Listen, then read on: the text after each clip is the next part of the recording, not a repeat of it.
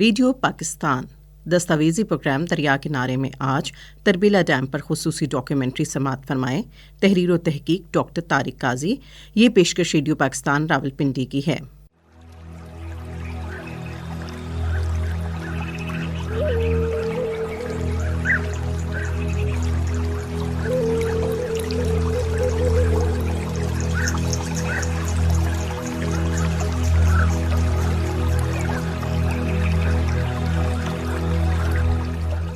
قیام پاکستان کے وقت جہاں اس نوزائیدہ مملکت کو معاشی، معاشرتی اور سیاسی مسائل کا سامنا تھا، وہاں ہی آبی وسائل کی تقسیم اور انتظام و انصرام بھی ایک عام ترین مسئلہ تھا، کیونکہ ایک زرعی ملک ہونے کی وجہ سے اس کی معیشت اور مستقبل بہت حد تک اس دھرتی کے سینے پر بہنے والے دریاؤں کے سنہرے اور نیلگوں پانیوں کے مرہون منت تھا.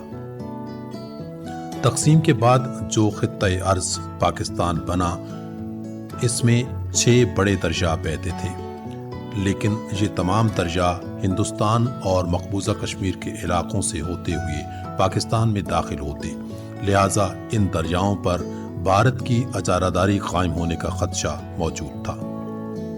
1 اپریل 1948 کو ہی بھارت نے راوی اور ستلج سے نکلنے والی نہروں کا پانی روک دیا. تاہم مئی 1948 میں ایک عارضی معاہدے اور سالانہ ادائیگی کی بنیاد پر یہ مسئلہ حل کر لیا گیا. تاہم اس کے مستقل حل کی ضرورت کا احساس اور زیادہ ہو گیا، لہٰذا ایک پاکستانی وفد نے بھارت کا دورہ کیا اور عالمی بینک کے ذریعے مسئلے کے حل کی تجویز پیش کی، جو کہ اس وقت تو بھارتی حکومت نے قبول نہ کی. تاہم ستمبر 1950 میں بھارتی حکومت قانونی طریقے سے مسئلے کے حل پر تیار ہو گئی، لیکن گفت و شنید تعطل کا شکار رہی. 1951 کے بعد عالمی بینک کی کوششوں سے انجینئرز پر مشتمل ورکنگ گروپ نے کام شروع کیا اور 1954 میں کچھ تجاویز عالمی بینک کی طرف سے پیش کی گئیں، جن پر دونوں ممالک کے درمیان مذاکرات کا باقاعدہ آغاز ہوا. آخرکار 6 سالہ مذاکرات کے بعد 19 ستمبر 1960 کو عالمی بینک کے تعاون اور ضمانت کے ساتھ تاریخی سندھ طاس معاہدہ طے پایا. اس معاہدے پر پاکستان کے صدر جنرل محمد ایوب خان اور بھارت کے وزیر اعظم جواہر لال نہرو نے دستخط کیے. اس معاہدے کی روح سے مغربی دریاؤں سندھ، جہلم اور چناب پر پاکستان کا حق تسلیم کیا گیا، جبکہ مشرقی دریاؤں راوی، بیاس اور ستلج بھارت کے حصے میں آئے. اس معاہدے کے تحت پاکستان کو اپنے حصے کے دریاؤں پر ڈیم، بیراج اور نہریں بنانے کا اختیار بھی حاصل ہو گیا. جنرل مینیجر تربیلا ڈیم ذاکر عتیق تربیلا ڈیم کے حوالے سے خیالات کا اظہار کر رہے ہیں. تربیلا ڈیم جو ہے یہ دریائے سندھ پر واقع ہے اور یہ پاکستان کا سب سے بڑا ڈیم ہے پانی ذخیرہ کرنے کی گنجائش کے مطابق. اس کی تعمیر 1968 میں شروع ہوئی اور مکمل ہوئی 1974 میں.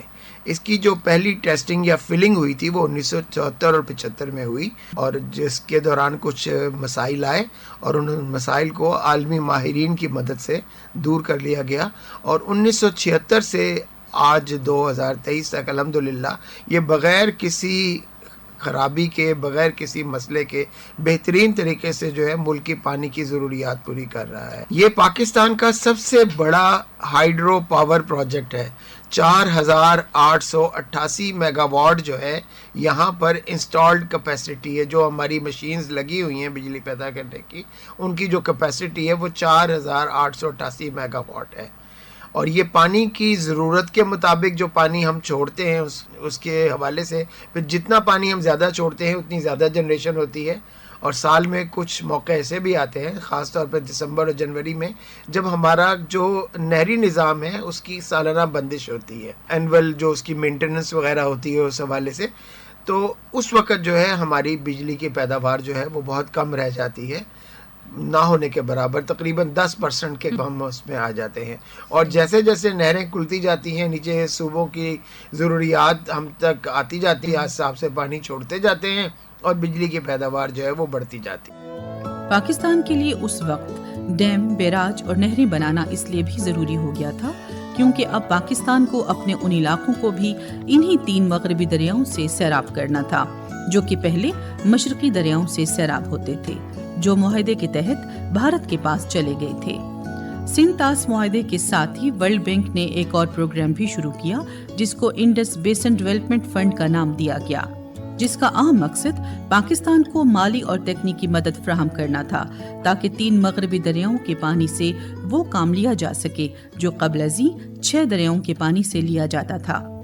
اس فنڈ کے تحت دریائے سندھ اور دریائے جہلم پر 2 ڈیم بھی بننے تھے، 4 نئی رابطہ نہریں، 5 بیراج، ہیڈ ورکس اور ٹیوب ویلز کا ایک مکمل نظام بھی قائم کیا جانا تھا۔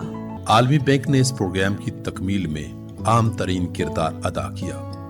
ایک منتظم ادارے کی حیثیت سے انڈس بیسن پروجیکٹ کے تحت 1960 سے 1971 تک منگلا ڈیم سمیت 5 بیراج اور 8 نہریں پایہ تکمیل تک پہنچ چکی تھیں۔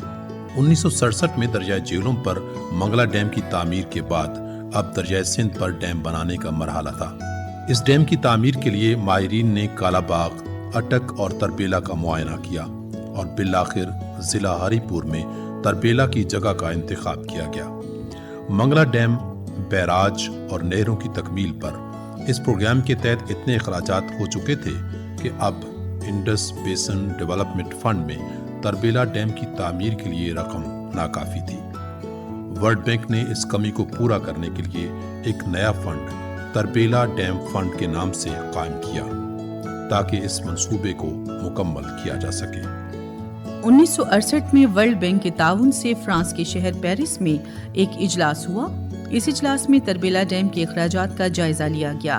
اس اجلاس میں پاکستان کی طرف سے کینیڈا، فرانس، اٹلی، امریکہ اور برطانیہ کو قرض کے لیے درخواست کی گئی۔ اس سے قبل آسٹریلیا اور نیوزی لینڈ بھی مالی معاونت کر چکے تھے۔ فنڈز کے انتظام کے بعد مئی 1968 میں تربیلا ڈیم فنڈ کے معاہدے پر تمام مذکورہ ممالک نے دستخط کر دیے۔ 1968 میں 296 بلین روپے کے دنیا کے سب سے بڑے سول ورک سنگل کانٹریکٹ منصوبے کا آغاز ہوا، جس میں 13 یورپی ممالک پر مشتمل تربیلا جوائنٹ وینچر کنسورشیم نے حصہ لیا۔ اس کنسورشیم کی قیادت اٹلی کی کانٹریکٹر کمپنی امپریگلیو نے کی۔ تربیلا ڈیم کے اس تعمیراتی کام میں 15,000 پاکستانی اور 800 یورپی انجینئرز، ٹیکنیشینز اور ورکرز نے حصہ لیا۔ تربیلا جوائنٹ وینچر کنسورشیم نے بعد ازاں 1969 میں Chicago bridge and iron company کی خدمات بھی بطور سب کانٹریکٹر حاصل کر لی۔ اس کمپنی نے ڈیم کے لیے بنائی جانے والی مختلف ٹنلز اور سٹیل سے متعلقہ کام سر انجام دینا تھا۔ اس تعمیراتی کام کے لیے جو مشینری درکار تھی اس کے لیے دنیا کی 40 مختلف کمپنیوں سے الگ معاہدے کیے گئے جن کے ذریعے سے مطلوبہ مٹیریل اور مشینری منگوانا تھی۔ اس میگا پروجیکٹ کی نگرانی اگرچہ وابڈا کی ذمہ داری تھی، تاہم ورلڈ بینک کا کردار بھی کلیدی نوعیت کا تھا۔ پاکستان اور ورلڈ بینک نے اس عام منصوبے کے لیے الگ سے کنسلٹنٹ کی خدمات بھی حاصل کی۔ 4 نومبر 1968 کو صدر پاکستان جنرل محمد ایوب خان نے پاکستان کی تاریخ کے اس عام ترین منصوبے کا باقاعدہ افتتاح کیا۔ ڈاکٹر دانش احمد تربیلا ڈیم کے بارے میں کہتے ہیں، اگر ہم تاریخی پس منظر میں دیکھ لیں تو یہ ڈیم جو ہے اس کا جو رقبہ ہے وہ 3 اضلاع پر مشتمل ہے۔ 3 اضلاع کے جو لینڈ تھے اس سے بنا ہے۔ پہلا ریاست عام جو تھا، سابقہ ریاست عام جو کہ ابھی ضلع مانسہرہ کا حصہ ہے، یہ زمین تھی۔ پھر ضلع ہری پور کی کچھ زمین اور پھر ضلع سوابی کی زمین تھی۔ ان 3 اضلاع کے جو لینڈ تھی اس کے اوپر یہ جھیل بنا ہے۔ ٹوٹلی اگر ہم دیکھتے ہیں تو اس پروجیکٹ سے کوئی 84 ولیجز 84 گاؤں جو تھے وہ متاثر ہوئے تھے۔ اس میں ضلع سوابی کے 14 گاؤں اس میں شامل تھے۔ تربیلا ڈیم کا جو نام ہے وہ اسی وجہ سے پڑ گیا کہ ان 84 گاؤں میں سے سب سے بڑا جو گاؤں تھا وہ تربیلا تھا، اور تربیلا اس ایریا کا ایک کمرشل ہب تھا جہاں پہ سرکاری انفراسٹرکچر بھی موجود تھا، جس میں اسکول تھے، ہسپتال اور فروٹ مارکیٹ اور روڈ وغیرہ، یہ سارے وہاں پہ یہ فیسلٹیز موجود تھے۔ تو اسی وجہ سے اس کا نام تربیلا ڈیم پڑ گیا، کیونکہ تربیلا جو تھا وہ سب سے بڑا گاؤں تھا ان 84 گاؤں میں جو زیر آب آ گئے تھے۔ تربیلا صوبہ خیبر پختونخوا کے ضلع ہری پور کی ایک تحصیل ہے، تاہم تربیلا ڈیم کا زیادہ ایریا ضلع سوابی میں آتا ہے۔ ڈیم سوابی شہر سے تقریباً 30 کلومیٹر، وفاقی دارالحکومت اسلام آباد سے شمال مغرب میں 105 کلومیٹر اور صوبائی دارالحکومت پشاور سے مشرق میں 125 کلومیٹر کے فاصلے پر واقع ہے۔ تربیلا ڈیم اپنی تعمیر کے وقت پانی ذخیرہ کرنے کے لحاظ سے دنیا کا سب سے بڑا منصوبہ تھا۔ اس کی گنجائش 11.1 ملین ایکڑ فٹ یا 13.7 بلین کیوبک میٹرز تھی۔ آج کل اس لحاظ سے دنیا کا سب سے بڑا ڈیم چین کا 3 گارجس ڈیم ہے۔ مٹی اور پتھر کی بھرائی یعنی ارتھ فیلنگ کے لحاظ سے یہ آج بھی دنیا کا سب سے بڑا ڈیم ہے۔ اسی طرح ڈیم کی اونچائی کے لحاظ سے یہ آج بھی دنیا کا سب سے بڑا ڈیم ہے، کیونکہ دریا کی مرکزی دیوار مین وال دریا کی سطح سے 470 فٹ اونچی ہے، جبکہ سطح سمندر سے 1100 فٹ ہے۔ سٹرکچر والیوم کے لحاظ سے یہ ڈیم اس وقت دنیا کا سب سے بڑا ڈیم تھا۔ اسی طرح انسانی تعمیر یعنی مین میڈ کے لحاظ سے بھی یہ سب سے بڑا سٹرکچر تھا، کیونکہ اس کی مرکزی دیوار یعنی مین وال کا حجم 122 ملین کیوبک میٹر تھا۔ تاہم اب ڈھانچے کے حجم یعنی سٹرکچر والیوم کے لحاظ سے اس سے بڑے ڈیم بھی موجود ہیں۔ تربیلا ڈیم اپنی تعمیر کے وقت دنیا میں سب سے بڑا سپل وے رکھتا تھا، جس کا مجموعی اخراج دونوں سپل ویز سے 14,90,000 کیوسک یا 42,200 کیوبک میٹر فی سیکنڈ تھا۔ اسی طرح تربیلا ڈیم کی ٹنلز 45 فٹ ڈائیمیٹر اور 820 اور 730 میٹر لمبائی کے ساتھ اس وقت دنیا کی سب سے بڑی ٹنلز تھیں۔ ان سرنگوں میں اس وقت 20 لاکھ ٹن سٹیل کا استعمال کیا گیا۔ اس وقت تک نہ اتنی بڑی سرنگیں بنی تھیں اور نہ ہی اتنا سٹیل کسی ایک پروجیکٹ میں استعمال ہوا تھا۔ جنرل مینیجر تربیلا ڈیم ذاکر عتیق خیالات کا اظہار کر رہے ہیں۔ یہ بجلی کا جو نظام ہے یہ پورا ایک مربوط نظام ہے، اس کو کہتے ہیں نیشنل ٹرانسمیشن سسٹم۔ اس نیشنل ٹرانسمیشن سسٹم کے تحت جو ہے یہ تربیلا بھی پورے ملک سے منسلک ہے، اور ہم تقریباً ملک کی بجلی کی ضروریات کا آج کل 30% کے قریب حصہ جو ہے وہ پورا کر رہے ہیں۔ دیکھیے ابھی تربیلا ڈیم جو ہے وہ اپنی گنجائش سے تقریباً 37 فٹ نیچے ہے۔ 37 فٹ ابھی ہم پانی ذخیرہ کر سکتے ہیں، تقریباً یہ 2 ملین ایکڑ فٹ پانی جو ہے ابھی ہم ذخیرہ اس میں مزید کر سکتے ہیں۔ اور ہمارا جو اس کو بھرنے کا اوقات کار ہیں وہ 10 جولائی سے شروع ہوتے ہیں اور ہم 20 اگست تک مکمل اس کو کرتے ہیں۔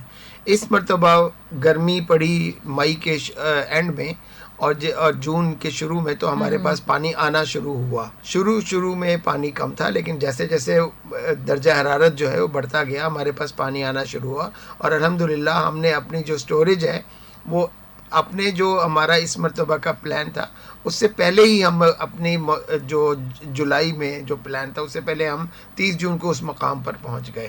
جی ہم جو ہے اس میں جو ہمارے قریبی اضلاع ہوتے ہیں ہم ان کی جو لوکل ایڈمنسٹریشن ہے، ڈسٹرکٹ ایڈمنسٹریشن ہے، ان سے تعاون حاصل کرتے ہیں، اور ہم ہر مرتبہ ڈیم سے پانی چھوڑنے سے پہلے ان کو آگاہی دیتے ہیں۔ 24 گھنٹے سے 36 گھنٹے پہلے ہم ان کو بتاتے ہیں کہ جناب اب یہ سیلابی سیزن شروع ہو گیا ہے۔ ہمارے پاس جو پانی ہے وہ آتا ہے گلیشیئر سے، تو ہمارے پاس جو سکردو سے لے کر اور تربیلا تک جو پانی پہنچنے کا دورانیہ ہے تقریباً 37 گھنٹے ہے۔ یہ ایک مناسب سا ٹائم پیریڈ ہے جو ہمیں ارلی وارننگ دے دیتا ہے، تو ہم یہی وارننگ جو ہے وہ آگے پاس آن کرتے ہیں اپنی لوکل ایڈمنسٹریشن کو۔ تربیلا ڈیم کی تعمیر کے 2 بڑے مقاصد تھے۔ اول، پانی کا ایسا ذخیرہ جو مشرقی دریاؤں کی عدم موجودگی میں ملک کی زراعت کے لیے آبپاشی کا ذریعہ بن سکے اور ملک بھر کی نہروں اور بیراجوں تک پانی پہنچانے میں معاون ثابت ہو سکے، جبکہ دوسرا مقصد ملک کی ضروریات کے مطابق بجلی کی پیداوار تھا۔ ورلڈ بینک اور معاون ممالک کے لیے ڈیم کا پہلا مقصد ہی اہم تھا، کیونکہ سنتاس معاہدے کے تحت ورلڈ بینک پانی کے مسئلے کے حل کے لیے ضامن بنا تھا۔ بجلی کی پیداوار ورلڈ بینک کا کام نہیں تھا، یہ کام خالصتاً حکومت پاکستان کا اپنا تھا۔ تربیلا ڈیم کا 5واں توسیعی منصوبہ بھی زیر تعمیر ہے۔ 3675 فٹ لمبی ٹنل نمبر 5 کنکریٹ اور سٹیل سے تعمیر ہو چکی ہے۔ تربیلا ڈیم سے 7 کلومیٹر زیریں دریا پر بیراج بھی موجود ہے جو ڈیم سے پانی کے روزانہ اخراج کو ریگولیٹ کرتا ہے۔ اسی بیراج سے غازی بروتھا ہائیڈل پاور پروجیکٹ کی نہر کا آغاز ہوتا ہے جو ضلع ہری پور میں غازی کے مقام سے شروع ہو کر ضلع اٹک میں بروتھا کے مقام پر پاور ہاؤس تک آتی ہے، جس سے 1450 میگا واٹ بجلی پیدا کی جا رہی ہے۔ تربیلا ڈیم جب بنا تھا اس وقت 5 ٹنل اس میں بنائی گئی تھی، اور ان ٹنلز کا بنیادی مقصد یہی ہوتا ہے کہ اگر ہمارا کسی طریقے سے پانی ہائر لیول پر ہے وہ تو ہم سپل ویز سے چھوڑ دیں گے، لیکن جو پانی سپل ویز کے لیول سے نیچے ہے وہ ان ٹنلز کے تھرو ہی نیچے جاتا ہے۔ تو جب تربیلا بنا اس وقت ہم نے اس کی ٹنل نمبر 1 پر پاور ہاؤس بنایا جس میں 4 یونٹس تھے 175 میگا واٹ کے۔ پھر اس کی دوسری ٹنل تھی، اس میں ہم نے 1980s میں کام کیا اور اسی دوسری ٹنل پہ 6 یونٹ ہم نے لگائے 175 میگا واٹ کیپیسٹی کے۔ ان 10 یونٹوں کی جو استعداد کار تھی وہ 1750 میگا واٹ ہو گئی تھی۔ پھر 1990-91 میں آ کے دوبارہ جو ہے ہم نے اس کی جو ٹنل 3 تھی اس کی ماڈیفیکیشن کی اور اس کے اوپر آ کے پاور ہاؤس بنایا جس کی 1728 میگا واٹ اس کی صلاحیت ہے اور اس میں 4 یونٹس ہیں، 432 میگا واٹ کا ہر ایک ہے۔ ہم نے اس کے بعد 2013 میں ہم نے ٹنل 4 جو تھی اس پہ کوبر کام شروع کیا اور اس پہ ہم نے 1410 میگا واٹ کا پاور ہاؤس لگایا۔ اس میں 3 یونٹس ہیں، 470 میگا واٹ کا ہر ایک کی پیداواری صلاحیت ہے، اور اب اس کی ٹنل 5 ہے جو اس وقت لوسٹ لیول پر رہ گئی ہے باقی، اور اگر ہم اس کو ریز نہیں کریں گے تو آہستہ آہستہ جو نیچے سے سیڈیمنٹس یا گاد آ رہی ہے وہ اس کے منہ پر پہنچ جائے گی تو مکمل طور پر بند کر دے گی۔ تو اس لیے ہم اس کو کا جو لیول ہے اس کو اٹھا رہے ہیں، اور یہاں پہ جو ہم پاور ہاؤس لگا رہے ہیں وہ 1530 میگا واٹ کا ہے۔ ہماری ہر ٹربائن جو ہے وہ 510 میگا واٹ جو ہے وہ بجلی پیدا کرے گی۔ یہ جو ہمارے پاور یونٹس ہیں یہ سارا سال مستقل طور پر نہیں چلتے، پانی کی دستیابی کی بنیاد پہ چلتے ہیں۔ جو صوبوں کی ضروریات ہوتی ہے مطابق جو پانی چھوڑا جاتا ہے اس کے مطابق بجلی پیدا کرتے ہیں۔ آج کل ہم تقریباً 4600 سے 4700 میگا واٹ بجلی پیدا کر رہے ہیں، اور یہ جو پانی اس وقت میکسیمم، چونکہ یہ فلڈ سیزن ہے سو کالڈ، تو اس میں میکسیمم پانی جو ہے وہ چھوڑا جاتا ہے، تو اپنے پاور ہاؤس کی میکسیمم استعداد کار کے مطابق جو ہے وہ بجلی پیدا کر رہے ہیں۔ اس میں کوئی شک نہیں کہ اس ڈیم کی تعمیر کے لیے ڈیم متاثرین نے بہت سی قربانیاں دی۔ حکومت پاکستان نے بھی گاہے بگاہے اس کے لیے خطیر رقوم فراہم کر کے معاشی قربانی دی، لیکن اس حقیقت سے بھی انکار نہیں کیا جا سکتا کہ تربیلا ڈیم پاکستان کی معیشت میں ریڑھ کی ہڈی کی حیثیت رکھتا ہے۔ اس ڈیم سے حاصل ہونے والے ثمرات نے پاکستان کی معیشت کی ترقی میں کلیدی کردار ادا کیا ہے۔ اس کا سب سے بڑا فائدہ زرعی شعبے کو حاصل ہوا۔ اس ڈیم سے آبپاشی کے لیے وافر پانی میسر ہوا، جس سے نہروں میں پانی کے بہاؤ اور مقدار میں خاطر خواہ اضافہ ہوا۔ زمین کے اندر پانی کی سطح بلند ہونے سے ٹیوب ویلز کا استعمال عام اور آسان ہوا۔ اس ڈیم کے پانی سے لاکھوں ایکڑ اضافی رقبہ زیر کاشت لانا ممکن ہوا۔ پہلے سے زیر کاشت زمینوں کی پیداواری صلاحیت میں بھی اضافہ ہوا۔ اس ڈیم کے پانی سے مشرقی دریاؤں سے سیراب ہونے والی زمینوں تک بھی پانی پہنچا۔ فصل ربی کے لیے سردیوں میں اضافی پانی مہیا کرنے میں بھی تربیلا ڈیم کا اہم کردار ہے، کیونکہ موسم سرما میں دریاؤں میں پانی کے بہاؤ میں کمی کی وجہ سے نہروں تک پانی نہیں پہنچ پاتا اور فصلیں سیراب ہونے سے رہ جاتی تھی۔ تربیلا ڈیم کی وجہ سے فصل خریف کے لیے تقریباً 67 ملین ایکڑ فٹ اور فصل ربی کے لیے تقریباً 37 ملین ایکڑ فٹ اضافی پانی مہیا ہوا، جو سرزمین پاکستان کو سرسبز و شاداب بنانے کا باعث بنا۔ تربیلا ڈیم کا دوسرا بڑا فائدہ سستی بجلی کی پیداوار ہے۔ آج تربیلا ڈیم 4888 میگا واٹ بجلی پیدا کر کے پاکستان کی بجلی کی ضروریات میں تقریباً 20% حصہ ڈال رہا ہے۔ یہ بجلی تیل، کوئلے اور دوسرے ذرائع سے پیدا ہونے والی بجلی سے کہیں سستی ہے۔ T5 یعنی ٹنل 5 پروجیکٹ مکمل ہونے کے بعد اس میں مزید اضافہ ہو جائے گا اور تربیلا ڈیم کی بجلی پیدا کرنے کی صلاحیت 6418 میگا واٹ ہو جائے گی۔ تربیلا ڈیم کی تعمیر سے ہزاروں لوگوں کو روزگار کی سہولت بھی فراہم کی گئی۔ ڈیم کی T5 پروجیکٹ کی وجہ سے 3000 افراد کو نوکریاں ملی، جو کہ اس وقت زیر تعمیر ہے۔ کسی بھی منصوبے کے ثمرات جاننے کے لیے معاشی ماہرین ریٹ آف ریٹرن یعنی شرح واپسی کا فارمولہ استعمال کرتے ہیں کہ کوئی منصوبہ اپنی کل لاگت کا کتنے فیصد ہر سال فوائد یا رقوم کی صورت میں واپس کر رہا ہے۔ تربیلا ڈیم کا شرح واپسی یعنی ریٹ آف ریٹرن 13% سے زائد ہے۔ اس طرح یہ منصوبہ پاکستان کے لیے معاشی خوشحالی اور منافع کا باعث بنا۔ تربیلا ڈیم کی زندگی کا اندازہ اس وقت 50 سال لگایا گیا، کیونکہ ڈیموں میں ہر سال پہاڑوں اور میدانوں سے بہہ کر آنے والی مٹی، ریت اور پتھر جمع ہوتے رہتے ہیں، جس کی وجہ سے پانی ذخیرہ کرنے کی گنجائش میں ہر سال کمی ہوتی رہتی ہے۔ تاہم خوش قسمتی سے تربیلا ڈیم میں توقع سے کم مواد جمع ہوا، نیز وابڈا نے بھی اس سلسلے میں کافی اقدامات اٹھائے ہیں، جس کی وجہ سے اب ماہرین کا اندازہ ہے کہ اس ڈیم کی عمر 85 سال ہو گئی ہے، جو تقریباً 2060 تک بنتی ہے۔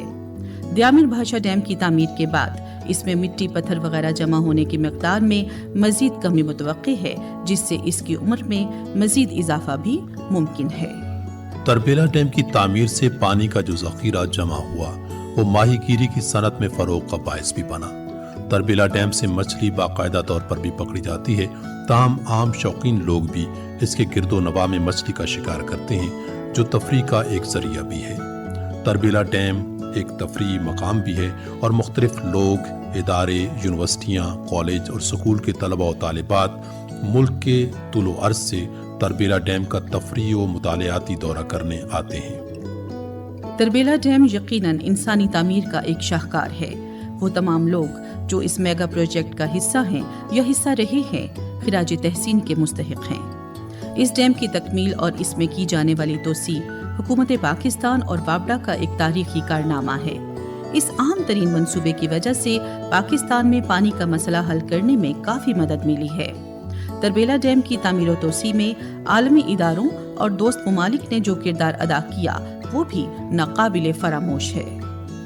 تربیلا ڈیم کی تعمیر میں سب سے اہم کردار ورلڈ بینک نے ادا کیا۔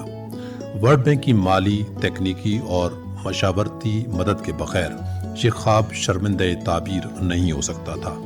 اس کے علاوہ بہت سے دوست ممالک بھی ڈیم کی تعمیر میں مالی اور تکنیکی مدد فراہم کرتے رہے۔ ان ممالک میں امریکہ، Germany, Australia, France, Canada, Italy, New لینڈ، کویت، متحدہ عرب امارات اور سعودی عرب کے نام خاص طور پر عام ہیں۔ ان تمام ممالک نے تربیلا ڈیم کی تعمیر میں اپنا حصہ ڈالا۔ پاکستانی قوم اور حکومت پاکستان ان دوست ممالک کے مالی اور فنی تعاون کے لیے ہمیشہ سے ممنون رہی ہے اور ان کے اس جذبہ خیر سگالی کو نہ صرف قدر کے نگاہ سے دیکھتی ہے بلکہ خراج تحسین بھی پیش کرتی ہے۔ ورلڈ بینک اور اس کی تمام تکنیکی اور معاشی ٹیم داد و تحسین کی مستحق ہے۔ عالمی بینک نے نہ صرف سنتاس معاہدے میں بہت اہم اور مثبت کردار ادا کیا بلکہ اس معاہدے کے نتیجے میں تعمیر ہونے والے 2 اہم ڈیمز منگلا اور تربیلا بیراج اور نہروں کی تعمیر میں بھی پیش رہا۔ انشاءاللہ مستقبل قریب میں نہ صرف تربیلا ڈیم کا توسیعی منصوبہ T5 پائے تکمیل کو پہنچے گا بلکہ بہت سے نئے ڈیم بھی مکمل ہوں گے جو اس وقت تعمیر کے مرحلے میں ہیں۔ وابڈا کے ان 10 منصوبوں میں دیامیر باشا ڈیم، مومن ڈیم، کرم تنگی ڈیم اور داسو ہائیڈرو پاور پروجیکٹ قابل ذکر ہیں۔ وہ وقت دور نہیں جب پاکستان نہ صرف اپنے دریاؤں میں بہنے والے تمام پانی کو آبپاشی کے لیے استعمال کر سکے گا بلکہ ملک کی ضرورت سے زیادہ بجلی بھی پیدا کر سکے گا۔ ہمارا ہر قدم رفعت کے جادے پر رواں ہوگا، ستاروں سے بھی آگے اپنی منزل کا نشاں ہوگا۔